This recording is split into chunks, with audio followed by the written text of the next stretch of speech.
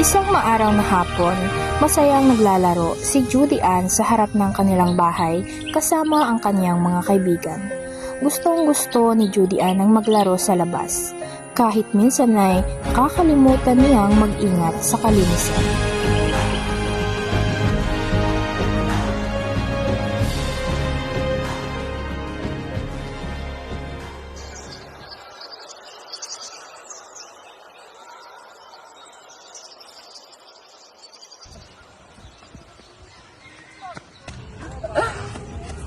Ay, ang ganda ni Toch!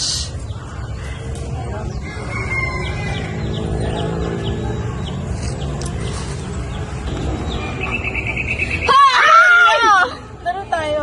Julio, Baklita, Judy Ann, correct. Laro tayong bahay-bahayan. Sige, sige. Ako ang nanay.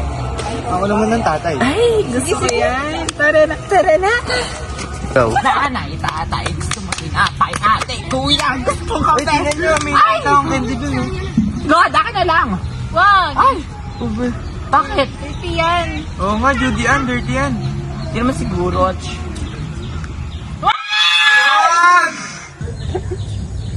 Dirty yan. Bakit, mama?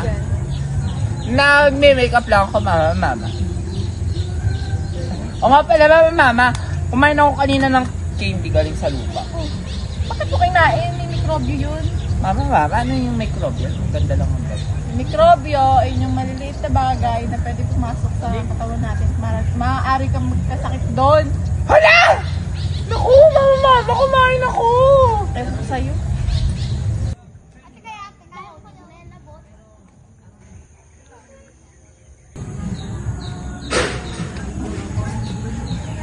Hoy!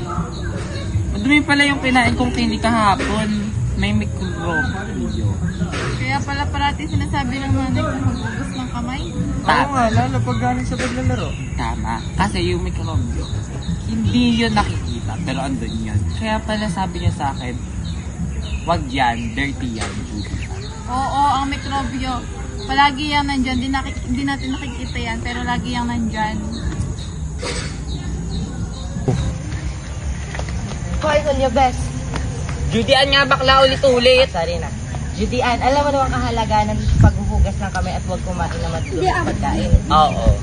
Kailangan natin maghugas ng kamay pagkatapos maglaro, bago kumain at pag madumi ang kamay. At dapat hindi tayo kumakain ng mga maruruming pagkain para maiwasan ang microbe.